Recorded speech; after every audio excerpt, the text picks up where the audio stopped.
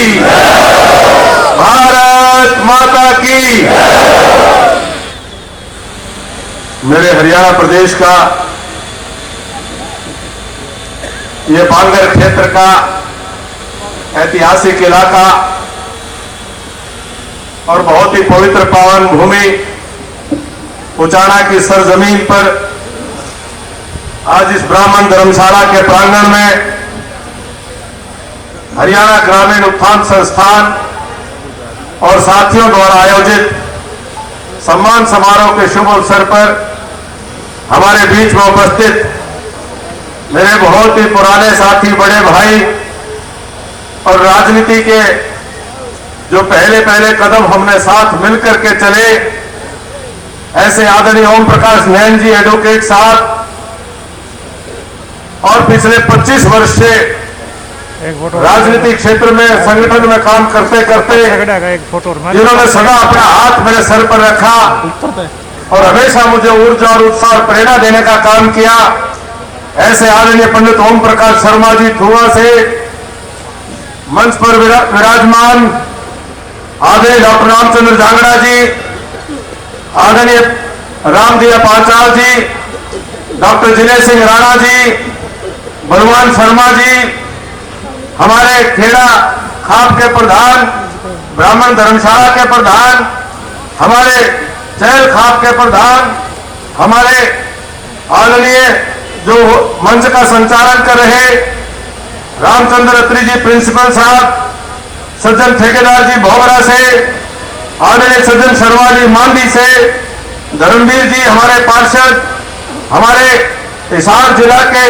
जिला परिषद के वाइस चेयरमैन भाई समुंदर जी, डॉक्टर राजवीर जी जिला परिषद खेतर से, भाई सतवीर प्रधान जी हमारे खेड़ा खाप से, खड़गपुरा से आदरणीय देशराज शर्मा जी, आदरणीय चौधरी बलबीर चहल जी, दिलबाग बोरा जी, राहुल गोल्डी सरपंच उप प्रधान उचाना ब्लॉक के, कसूर से सरपंच पंडित श्रीकांत शर्मा जी, श्री सरवन जी पूर्व सरपंच मांडी से, श्री ऋषिराम शर्मा जी प्रधान ब्राह्मण समाज सुरेंद्र गर्ग जी, हमारे उपाध्यक्ष उचाना मंडी के, हमारे जो इस कार्यक्रम के आयोजकों की टोली उसको संयोजन करने का काम कर रहे मेरे अजीज भाई सुनील नैन जी, और आज के कार्यक्रम में मेरे सारे के सारे जो वरिष्ठ नेतागण, पदाधिकारीगण, सम्मानित विभिन्न संस्थाओं के प्रमुखगण, जनप्रतिनिधिगण, आदरणीय सरपंच साहिबान,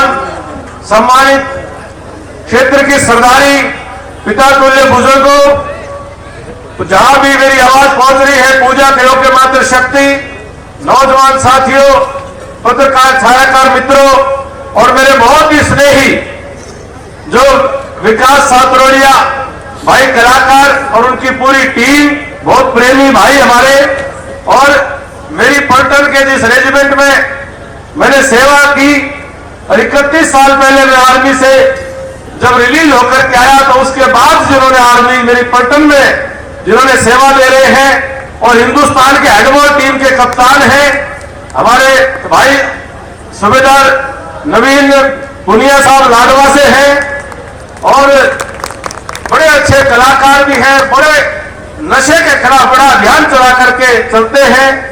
सभी उपस्थित जो यहाँ पर आज इतनी बड़ी संख्या में, जो मैं लोकतंत्र के मालिक जिनको कहता हूं और मेरे मार्गदर्शक जिनको कहता हूं, मैं सभी मेरी सरदारी बड़े बुजुर्गों के चरणों में सिर झुका करके मैं प्रणाम करता हूं, नमन करता हूं, आप सबका अभिनंदन करता हूं। मैं गदगद हूं, अभिभूत हूं कि आप सबने जैसे कहा कि कड़ाके की सर्दी होने के बावजूद भी इतनी बड़ी संख्या में आप सब यहां उपस्थित हुए हैं। तो जिस मकसद को, संकल्प को लेकर के हम चले हैं, आज मुझे सोचने की जरूरत नहीं है, आप सबका आशीर्वाद लेकर के आने वाले समय में हम आपका जो हौसला हिम्मत आप दे रहे हो उसको लेकर के जिंदगी की आखिरी सांस तक अपने हरियाणा और हिंदुस्तान की सेवा में लगाने का काम करेंगे। मैं आप सभी को, नया साल अभी शुरू हुआ है 2024 का, नए साल के आप सबको बहुत बहुत बधाई देता हूं, शुभकामनाएं देता हूं। आने वाला त्योहार त्योहार भी मनाते हैं और संक्रांत का त्योहार, इसके लिए भी मैं आप सबको बहुत बहुत बधाई और शुभकामनाएं देता हूं। और संक्रांत के त्योहार के उपलक्ष्य में ही ये अपना सम्मान का कार्यक्रम आज रखा गया। हम अपने संक्रांत के त्योहार को परंपरा से हमारे पूर्वज, हमारे बुजुर्ग इसको सूर्य का त्योहार मानते हैं, सूर्य की दिशा परिवर्तन का त्योहार मानते हैं। सूर्य जो दक्षिण से मार्ग से चलता था, संक्रांत के बाद वो उत्तर मार्ग से चलना प्रारंभ करता है, इसलिए हम इसको आगे उन्नति और तरक्की का त्योहार मानते हैं और अपने बड़े बुजुर्गों का मान सम्मान करने का त्योहार मानते हैं। तो मैं भी आप सबको सिर झुका करके आपका मान सम्मान करता हुआ, और भाई ये उठाना तो हल्के में कई गांव इसे है खाने की, हमारी रिश्तेदारी भी खूब से, भाई कोई रुस्सा रस्सा तो मनाने की भी हाथ जोड़ो भाई। और जो कोई नुके में सुक्का ना बनावे तो भाई बता दियो भाई जमा अल्लाह करके मनावागे, बनाने में अपनी कौन घाट रखा मनावागे, ठीक है। आई मैं तो रुस्से आए पूछो रिश्तेदार तो मैंने बेरा ये सम्मान का कार्यक्रम कोई राजनीतिक कार्यक्रम के तौर पर हमने नहीं रखा। ये सम्मान का एहसास आज भारतवर्ष की 140 करोड़ जनता को हो रहा है। आज हिंदुस्तान का हर एक आदमी आजादी के 76 साल के बाद यह महसूस कर रहा है कि हिंदुस्तान की सरकार में एक ऐसा नेतृत्व बैठा है, नरेंद्र भाई मोदी जी का, एक गांव गरीब पिछड़े परिवार में जन्म लेकर के और एक गरीबी का जीवन देख करके, और जिन्होंने गांव से उठ करके इस देश को अपना सर्वस्व समर्पित करते हुए और देश की जनता के दिलों में ही अपनी जगह नहीं बनाई, बल्कि आज लगातार रिकॉर्ड है कि दुनिया में सर्वाधिक लोकप्रिय जननेता भारत का नेतृत्व कर रहा है। उनको देख करके हर हिंदुस्तानी का सीना गर्व से फूल उठता है, चाहे वो हिंदुस्तान में रहता हो और चाहे वो दुनिया के किसी कोने में। आज अमेरिका हो, जर्मनी हो, रूस हो, फ्रांस हो, चीन हो, जापान हो, इंग्लैंड हो, आज भारत की ताकत का लोहा मानते हैं। जब कभी दुनिया के अंदर अशांति हुआ करती थी, दुनिया के अंदर कभी कोई युद्ध हुआ करते थे, तो सारी दुनिया देखा करती थी कि अमेरिका कुछ इसमें समझौता करवाएगा, अमेरिका कुछ इसमें फैसला करवाएगा। लेकिन आज अमेरिका और इंग्लैंड के और फ्रांस के, रूस के राष्ट्रपति भी आज भारत के प्रधानमंत्री मोदी जी को कहते हैं कि आप देखो इसमें क्या मदद कर सकते हो। ये देश का सम्मान बढ़ा है। आज देश की माताओं का, बहनों का, महिलाओं का सम्मान मोदी जी के शासनकाल में बढ़ा। क्यों बढ़ा, कैसे बढ़ा? इस देश की आजादी को साल तो 70 हो चुके थे 2014 आते आते, लेकिन किसी ने गांव की मातृशक्ति, हमारी महिलाओं की उस हालात को कभी नहीं समझा कि वो गांव में अपने घरों से निकल करके रोज सुबह शाम अपनी दैनिक निवृत्ति के लिए, उनको जंगल पाने के लिए उनको गांव से बाहर गलियों में से गुजर करके जाना पड़ता था। उनकी पीड़ा को कभी किसी ने ध्यान नहीं दिया कि जब तक देश के एक एक परिवार में, एक एक घर में इस प्रकार का शौचालय की व्यवस्था नहीं होगी, माताओं बहनों को यह जलालत सहनी पड़ेगी। लेकिन अगर समझा तो एक ऐसे व्यक्ति ने समझा जिन्होंने माताओं बहनों के उस कष्ट को देखा था, उस पीड़ा को नजदीक से समझा था, उसको महसूस किया था। देश का प्रधानमंत्री बनने के बाद जब उन्होंने ऐलान किया कि हिंदुस्तान के अंदर कोई ऐसा घर नहीं होना चाहिए जिसमें शौचालय की व्यवस्था नहीं हो, हर घर में शौचालय हो, तो विपक्षी लोगों ने मजाक उड़ाया था, कैसा प्रधानमंत्री बना दिया, बोला कभी चाय बेचने की बात करता है, कैसा प्रधानमंत्री बना दिया। उन्होंने कहा कि शौचालय की बात करता है, प्रधानमंत्री को तो बड़ी बड़ी बातें करनी चाहिए। तो मोदी जी ने कहा था कि मैं देश के 140 करोड़ लोगों का प्रधानमंत्री हूं, मैं देश के गरीबों का नुमाइंदा हूं, देश के गांव खेत खलिहान में काम करने वाले कमेल और मजदूरों का नुमाइंदा हूं। जब तक उनकी आंखों से आंसू नहीं मिटेंगे तब तक मुझे बड़ी बड़ी बातें करने का कोई अधिकार नहीं है। मुझे एक एक व्यक्ति के घर में जो रोजमर्रा के कष्ट है उनको मिटाने का काम करना है। ये संकल्प लेकर के मोदी जी ने अपनी मां को बचपन में चूल्हे के ऊपर रोटी पोते हुए चूल्हे की आंखों में जो धुआं आता था उससे निकलता हुआ आंसू देखे। ये बात कोई सोने की चम्मच लेकर के पैदा हुआ, कोई राजनीतिक खानदान की विरासत वाला कोई शहजादा नहीं कर सकता था, वो सोच नहीं सकता था।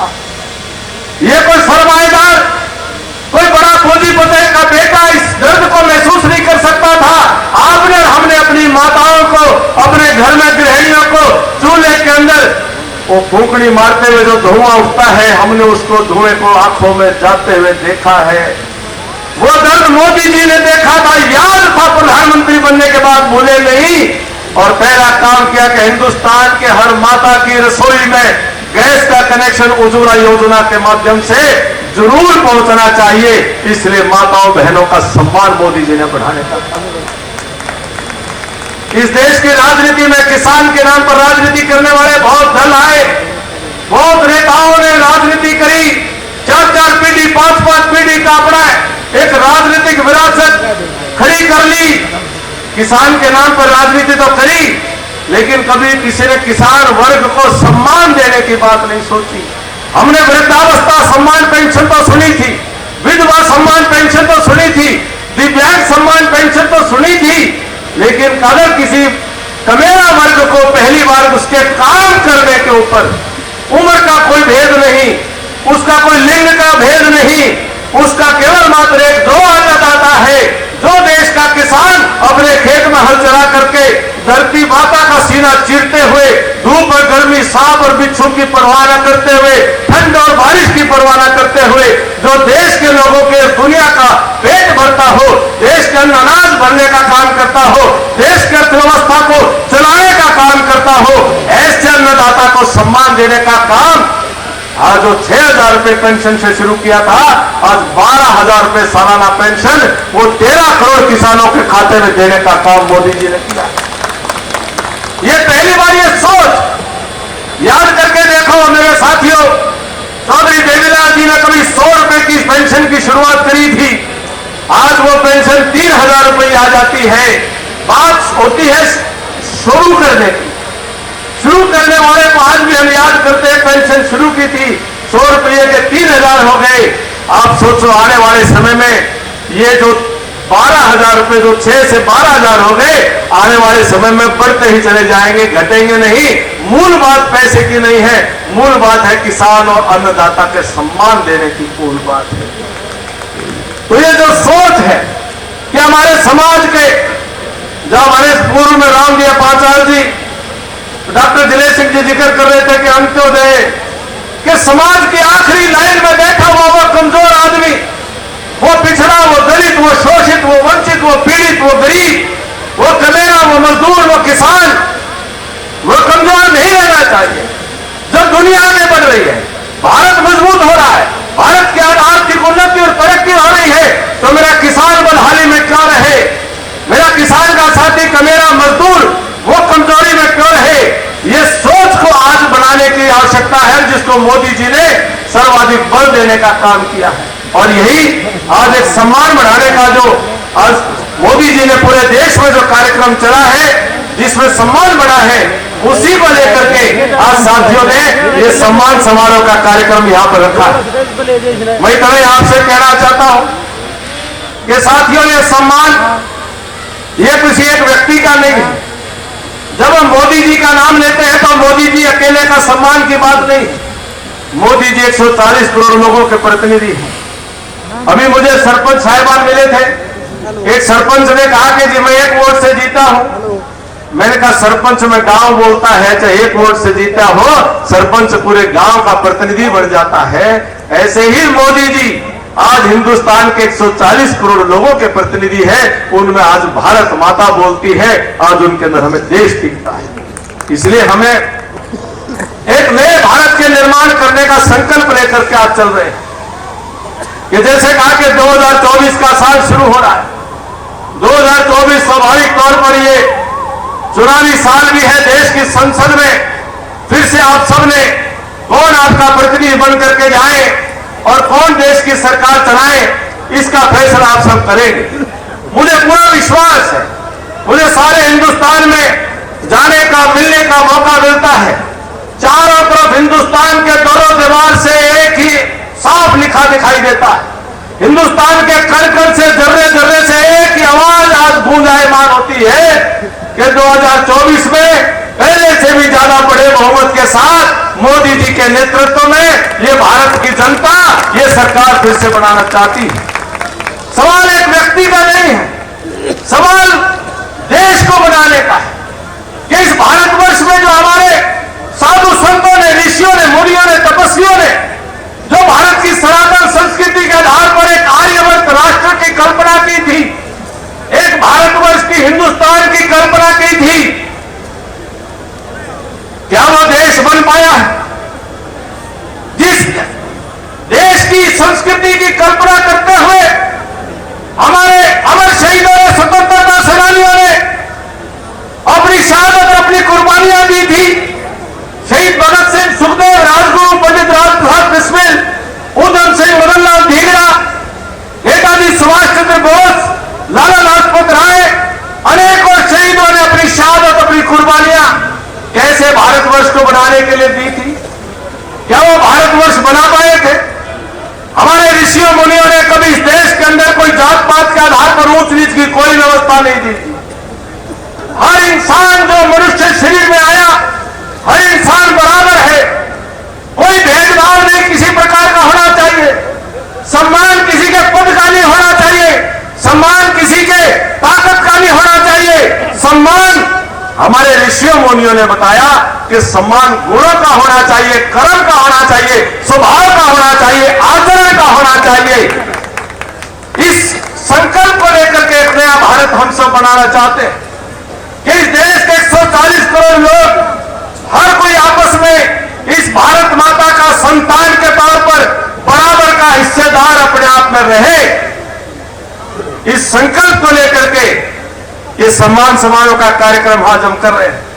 लेकिन आजादी के बाद राजनीति में लोकशाही के नाम पर हमने कैसा खेल देखा।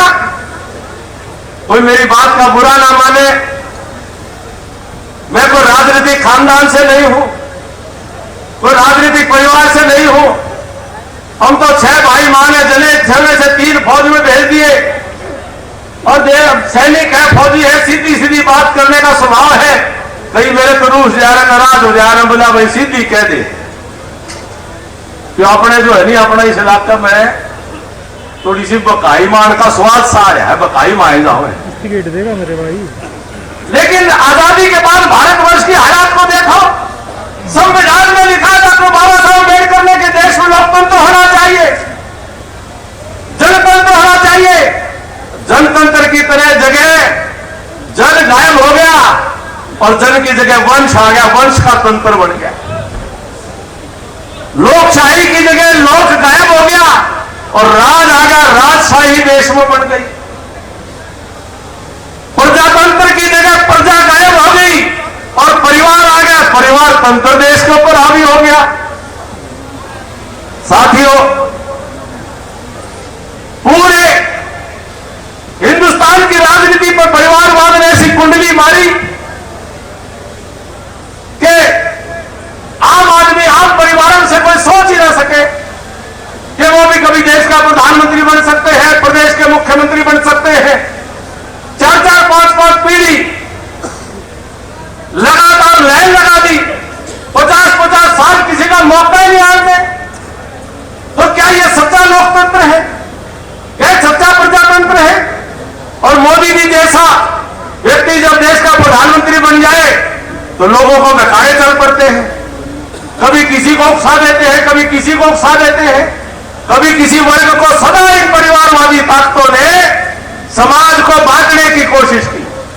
कभी ये हिंदू मुसलमान के नाम पर डरा करके मुसलमान के वोट ले लो, कभी ये ऊंच नीच के नाम पर डरा करके, कभी दलितों को आरक्षण खत्म करेंगे इसके नाम पर वोट लेने की बात कर लेते हैं, और कभी ये कहेंगे भाई किसान भाई तुम्हारे साथ तो गलत कर रहे हैं, इसके नाम पर लोगों को भड़काने की कोशिश करेंगे। किसी न किसी तरह से समाज को बांटने की कोशिश करेंगे। और जब जमा कमजोर पड़ जाए, फिर लोग कहेंगे बोले भाई हमारी फिर जात बरादरी की है, उसमें आ जाते हैं, फिर जात बरादरी का सहारा लेते हैं। जब राज हो जाता है, जब इनमें जात बरादरी नहीं दिखती, और मैं तो हैरान होता हूं, अपना प्रदेश है, अपने प्रदेश में मैं 25 साल हो गए आप सबके बीच में पार्टी की सेवा करता हूं, हर जनता के बीच में काम करने की छोटी सी कोशिश कर रहा हूं, लेकिन मुझे हैरानी होती है जब और जो चौधरी देवलाल जी क्या करते थे कि लोकराज से चलता है। पुराने बुजुर्गों को याद होगा, चौधरी देवलाल जी क्या करते थे, लोकराज से चलता है। चौधरी देवलाल के नाम पर वोट लेकर के जब राज में आ जाते हैं तो लोकराज का बेड़ा नहीं पड़ता है, ना लोकराज का बेड़ा ना लोकराज का बेड़ा, राज समझ में नहीं आती। और मुझे हैरानी इस बात की होती है कि पिछले दिनों एक मां का बयान आया कि मुझे इस बात का बड़ा अफसोस है कि मेरा बेटा जो है वो बड़ी वाली सही जगह नहीं बैठ पाया। आया होगा, बयान पढ़ा होगा, सुना होगा। मैंने वो मां को अफसोस है कि उसका बेटा बड़ी सीट पर नहीं बैठ पाया। और एक दूसरी मां और लग रही है, कई सालों से अब बुलाते बाहर से, बोला मैं सारे जाना छोड़ो, मेरे बेटे ने बढ़ाओ। मैं हैरान होता हूं कि हरियाणा प्रदेश के पूरे 3 करोड़ लोगों में से क्या और किसी मां का कोई सपना नहीं? क्या और कोई मां अपने बेटे के लिए सपना नहीं ले सकती? उनकी सपनों की किसी को चिंता नहीं है? हम राजनीतिक क्षेत्र में काम करने निकले, हमारा संकल्प है इन 2 माओं के 3 माओं के बेटे की चिंता नहीं, हमारी चिंता है कि हरियाणा प्रदेश की प्रत्येक मां की कोख से पैदा हुआ 36 बिरादरी के एक बेटे के भविष्य की चिंता में हर बच्चा ये संकल्प ले सके, हर बच्चा ये सोच सके, हर बच्चा ये मंसूबे पाल सके, हर बच्चा ये मंदिर अपने लिए तय कर सके कि वो कितनी बड़ी से बड़ी कुर्सी बजा करके बैठ सकता है और अपने देश और प्रदेश और जनता की सेवा करने का संकल्प ले सकता है। ये कुछ माओं को, कुछ परिवारों को ये हक नहीं मिला हुआ केवल, लेकिन उनकी सोच पर हैरानी होती है कि वो केवल अपने परिवार तक सोच सीमित रखते हैं। अपने परिवार से बाहर इतने ऊर्जावान काबिल नौजवान एक एक गांव के अंदर ऐसे काबिल नौजवान बेटे बेटियां हैं। खेल का मैदान तो सारा दुनिया लोहा मानती है, लेकिन मेरे हरियाणा प्रदेश का कोई गांव नहीं है जहां 36 बिरादरी के बेटा बेटी ने शिक्षा, पढ़ाई और योग्यता के दम पर अपने देश और प्रदेश का नाम रोशन नहीं किया हो, विद्या के बल पर नाम रोशन नहीं किया। कोई ऐसा गांव नहीं है। 36 बिरादरी के बेटे बेटियों में वो हिम्मत है, लेकिन उनके सपनों की परवाह नहीं है, चिंता नहीं है। और मैं तो उनने भी कहना चाहूं, कई कह रहे बोला हरियाणा वाले बोला नरे ताकत की तो बात कर ले है, लेकिन कई रुके बोला उनने बता दूं आइए इसके टॉप पर भी हरियाणा तो खूब लिखना करा। हमने भी ये आजमा करके देख रखा, 1994 में पास करके छोड़ दी थी जमा फाइनल, हमने भी जो है छोड़ दी थी, ऐसा नहीं है।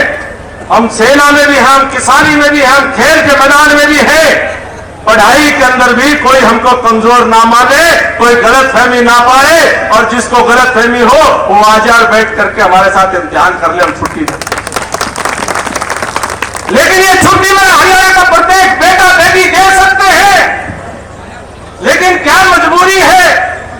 4-5 पीढ़ियों के जो बालक पैदा हुआ, थोड़ा सा जवान हुआ, मेरी छाती फट जाया करती थी, मैं नौजवान था, जब मेरे बड़े बड़े बुजुर्ग अपने सरों के ऊपर पगड़ियां बांधे हुए उन नौजवान बच्चों के पांव की तरफ हाथ बढ़ाते थे, मेरी छाती फट जाया करती थी। ये लोकतंत्र नहीं है, ये हरियाणा प्रदेश का संस्कार नहीं है, ये हरियाणा प्रदेश के समाज की रवायत नहीं है। हम तो अपने गांव के अंदर अपने जब चारपाई के ऊपर भी, खाट पर भी बैठते हैं, तो हम अपना जात पात को छोड़ करके भी हम नेक नाता को देख करके उठते और बैठते हैं। हम सराहना और पात देख करके, हम बड़े और छोटा देख करके बैठते हैं। हम किसी के किले की उसकी इंतकाल चेक करके नहीं बैठते कि यू 10 किले वाला है, यू 20 किले वाला है, 2 किले वाला पाए बैठेगा। जो नेक नाते में बड़ा है तो उसके नाम पर एक ढूंढ भी नहीं हो, वो भी जो है सराहने बैठेगा और मैं उसके पाया बैठूंगा। ये संस्कार मेरे बुजुर्गों ने सिखाया, लेकिन क्या संस्कार बन गए? ये जो राजनीतिक खानदान में पैदा हो गया, किसी ने पढ़ाई करी हो चाहे नहीं करी हो, किसी ने कुछ लियाकत हो, कुछ आता ना हो, कुछ जाता ना हो, हमारे पीएचडी पास बालक उनके आगे हाथ जोड़ के खड़े हो जाए, ये सा हरियाणा का समाज हमारे बुजुर्गों ने हमें नहीं बताया था। हमारे बुजुर्गों ने हमें सम्मान और स्वाभिमान के साथ जीना सिखाया था। मैं अपने बांगर की धरती की जो तथाकथित हम राजधानी कह देते उच्चारा को, मैं बांगर की धरती की सरदारी को आज अपील करता हूं। मेरे बांगर के सरदारों, आपके अंदर बहुत ताकत है, कुव्वत है, आपके बेटों बेटियों में बहुत हिम्मत है, आपकी छत्तीस बिरादरी के भाईचारे के अंदर बहुत योग्यता है, कोई कमी नहीं है। सिर्फ एक बात को ध्यान कर लो, आपस में मोह कर लो, थोड़ा सा आपस में प्रेम कर लो, आपस में प्यार मोहब्बत कर लो, आपस में एक दूसरे पर भरोसा विश्वास और यकीन कर लो। थोड़ा आपके बेटे बेटियों का साथ देना शुरू कर दो। आपके बेटे बेटी हरियाणा तो क्या हिंदुस्तान में किसी से कम नहीं है, कमी थोड़ी सी है तो आपके अपने हमारी आपस के प्यार मोहब्बत विश्वास और यकीन की कमी है। बेकाई में आना छोड़ दो थोड़ा सा। सर छोटू राम कहा करते थे, ऐ भोले किसान दो बात ले जान, बोलना ले सीख और दुश्मन को पहचान। आपस में बोलो, बतलाओ, अपनेपन को जानो। और हमारा बहुत नुकसान हो गया। जो इलाका जहां पर पहुंच जाना चाहिए था, यह इलाका वहां तक पहुंच नहीं पाया। हरियाणा सरकार ने वित्त मंत्री के नाते नौकरी आपने मुझे दी थी, आप मेरे मालिक, मैं वोट मांग करके या कोई भी राजनेता हो, वो कोई राजनेता खुदा शहंशाह और भगवान नहीं होता। वो राजनेता उतना ही ताकतवर होता है और राजनीतिक कार्यकर्ता में उतनी ताकत होती है जितनी ताकत जनता उसके अंदर देने का काम करती है। उसकी कलम में उतनी ही ताकत होती है जितनी शाही जनता बढ़ती। वो देश को सैनिक की तरह से है जो देश की सीमाओं के ऊपर देश की रक्षा करने के लिए हथियार और गोला बारूद लेकर के बैठता है। सैनिक तो वही है, लेकिन सैनिक की ताकत दोस्त के देश की जनता और जनता से चुनी हुई सरकार जो हथियार और गोला बारूद देती है, उसकी ताकत उतनी ही होती है, उससे ज्यादा नहीं होती है। इसलिए राजनीतिक व्यक्ति भी उतनी ही ताकत होती है जितनी ताकत आप दोगे। जब मुझे आपने सेवा करने का मौका दिया, मुझे इस बात का एहसास था कि मुझे मेरे इलाके के लोगों की सेवा करनी है। मैं इलाके के लोगों के, वो मुझे घर से उठा करके मुझे